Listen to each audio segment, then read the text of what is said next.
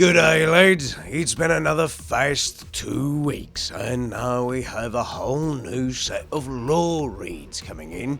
And I will be honest, this cycle feels very, very weak all around. So let's get into it and see what looks good, see what looks like Karking crap, and we'll go on from there. Settle in, buckle down, and let's get to it. Seline must train. Seline was 25 years old the first time she saw snow.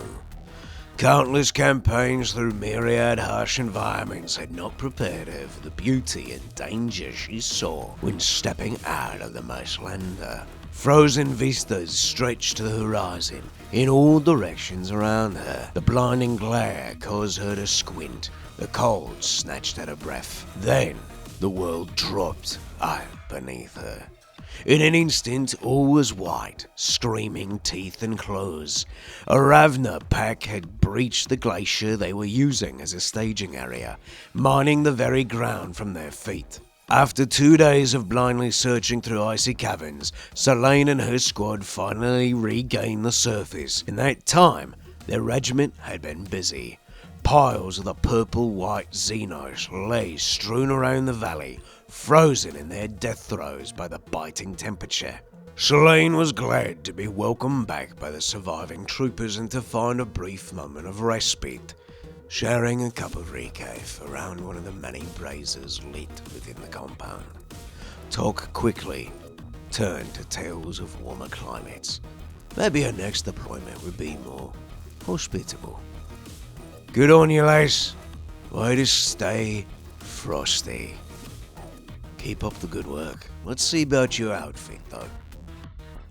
Head wrap, ice moon.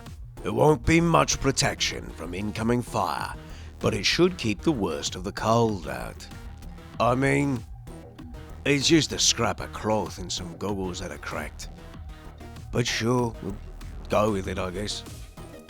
Hostile Environment Field Kit, Ice Moon, front, side and back. A functional but basic overcoat. It'll keep out the worst of the weather, but keep that bedroll handy for cold nights on watch. While this top is not bad, the low quality helmet on the rump is a little disheartening and takes away from the value of the outfit. In general, it's fairly flat and somewhat uninspired, but that's just my opinion. Militarum fatigues, Gadan pattern, hard-wearing and tough. These standard issue fatigues won't let you down, provided you don't value comfort, that is. Hey, I mean, they don't look half bad. Winter cap, Wadi. The fur lining on this cap is an Emperor-sent blessing on the cold night watches. Yeah, them Valhallan boys have things like this. Good to keep your ears warm and your head, especially when Militarum standard issue dress code means your head is cut short. Tactical cap, Frost Rime. We've seen several tactical caps in our time, but it still is a practical cap that keeps the worst of the winter chill at bay. Not really, it's a cap with a bit of a scarf, no face covering. Maybe you can tuck your eyes down and bite the cold, but for those of us who live in cold weather environments, a baseball hat is not going to keep you warm in the cold. Just saying. Peasash Hood, Ice Moon. After making planet strike on the desert world of Gathrada, the commanders of the Mobian 81st quickly realized that the standard issue war gear would get their troops killed faster than the Greenskins. Did they just reuse the lore from the non-ice camos? Yeah, they probably did, didn't they? That's a big L. Clarice de Vrana. Although they were nearly 2 miles from the landing site, the ground trembled when the attack came. Clarice could see the plume of snow and the rocks that were thrown high into the air when the Xenos hit the transports. In an instant, the Vox sprang to life with cries for assistance and the tortured screams of the dying. A catechism came unbidden to her lips. The words, starting as a barely audible mumble, quickly grew in volume and ferocity until her rousing litany could be heard ringing throughout the outpost. The soldiers around her all snapped out of their shock and rushed to man the defensive. The Horde was coming down the hill now. Their faith would sustain them. Clarice was sure. Oh, I'm sure you're sure, Clarice. Supplicant Cowl. Question the motivations and actions of all who surround you. Be ever vigilant for signs of heresy. And then you can give him a fierce headbutt with those head spikes. Hexorcist's vestments. Ice Moon. Front and back. Hexorcists believe the best way to spread their faith is through the barrel of a gun. Get your shotgun preacher on with the new 40k equivalent of Renfair. Grand Retribution Militia Garb. By thy devotion shall thee be known. By thy zeal shall thee be judged. Sure. Ghostos Mark 6 Death Mask. Popular with some of the more extreme elements, some say the skull is a reminder that the Emperor is always watching. Just be careful you don't make some foolish remark like he's a corpse on a throne. You might get yourself in trouble, lads. Chem Safe Rebreather, Polished Steel. Comfort is sacrificed for protection in this hard-wearing rebreather. I don't know. Doesn't look too bad. Maybe it's a little kind of bitey on the nose. Maybe they pulled the padding out. Is it really working at that point? All in all, it's okay. Guardian Warden Cowl. It is the sacred duty of all citizens of the Imperium to fight heresy in all its forms and make yourself look like an Eldar Redcap. Artesian 8 Gamma. Art always felt more at home in the cold than anywhere else. He had long grown accustomed to the frigid touch of the warp. When he let his spirit soar and felt his body rime with frost, he felt like he was fulfilling his purpose, like he was where he was meant to be, doing what the Emperor willed him. So while those around him huddled around the braziers and complained bitterly to anyone who would listen, Art let the cold comfort him.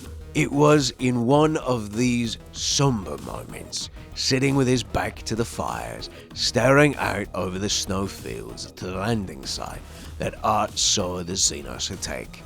When the snow and the smoke finally cleared, 2 days had passed. 2 days of laser fire, explosions and screaming. Art was very glad he'd been within the barricaded walls. It was a hellish ordeal, but nothing compared to those that survived the caverns. I can't tell if they're saying he's lazy or he did work, but they are making a linked story for once between the cosmetics. Armored Psychona Collar Ice Moon.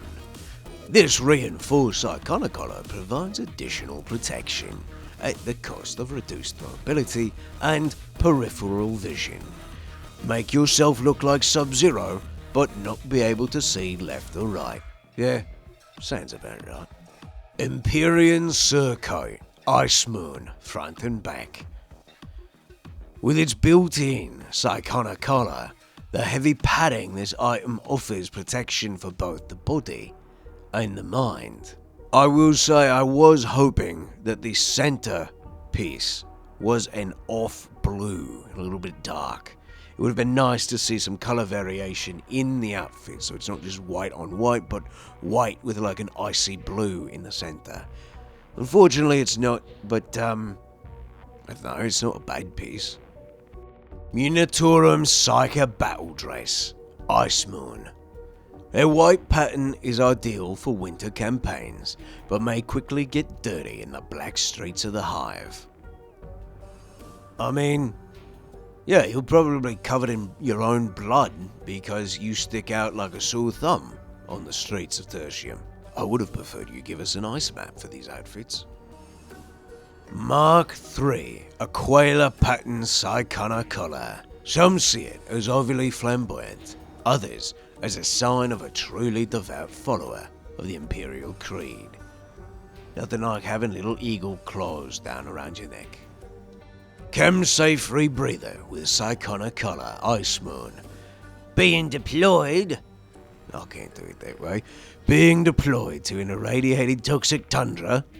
Oh, you want one of these? Yeah, sure, it's kinda weak.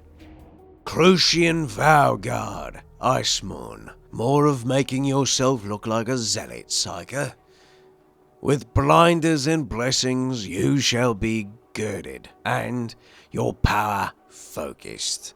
Trust in the Emperor's light to guide you in the darkness. Can we just agree that this seems like it should be a cosmetic on the zealot and not the Psyker? And like maybe the Psyker should get the skull masks? I don't know, just a thought. Baris. Baris doesn't mind the cold.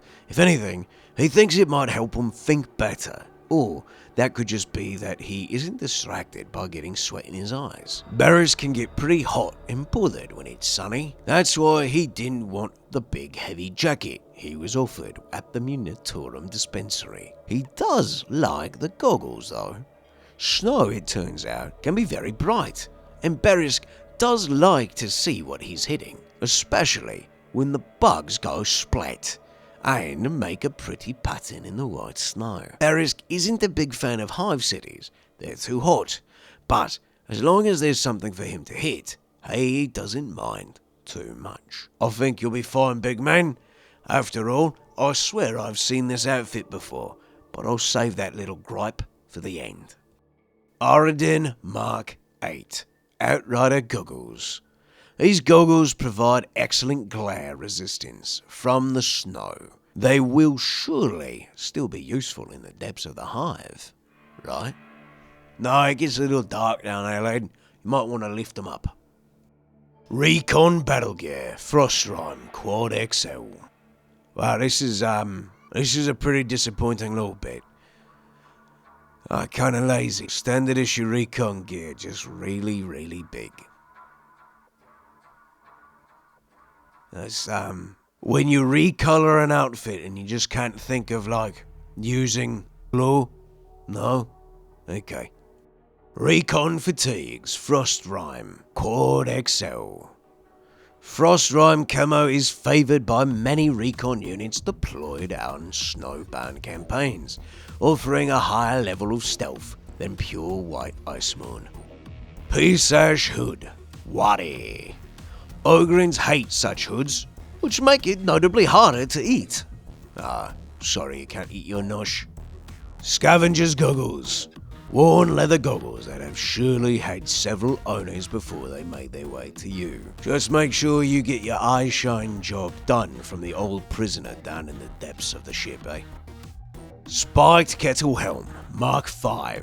Spiked headgear, such as this, has always been popular and extremely useful for those that partake in pit fighting profession. Poke poke you go with your head. Truly an ogre and unicorn. Alright lads, this is going to be a bit of a complaint.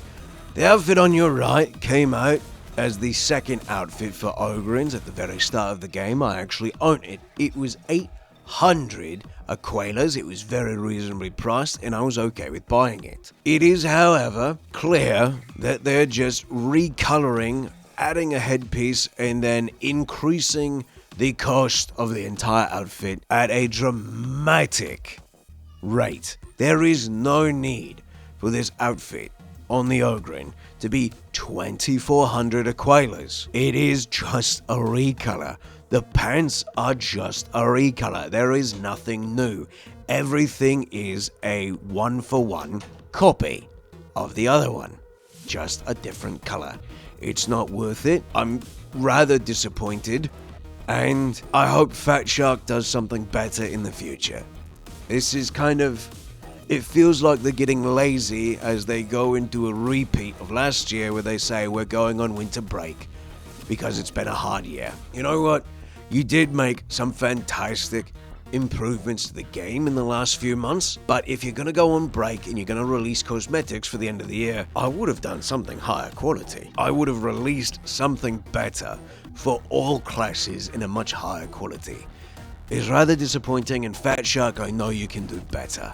If you want us to spend money in your game, I know you can do better than this. That's it for today, lads.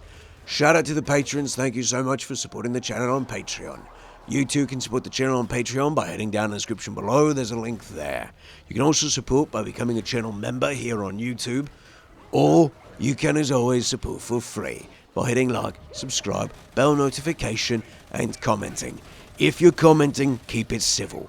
And if there's people you think would like to see this and hear this lore read, share it with them. Have a good one, lads. We'll see you in the next one. It'll either be another lovely episode of Rogue Trader, or we'll have a brand new RimWorld series coming up next. We'll see you then, lads. Peace. Oh, and hey, have a good rest of the year.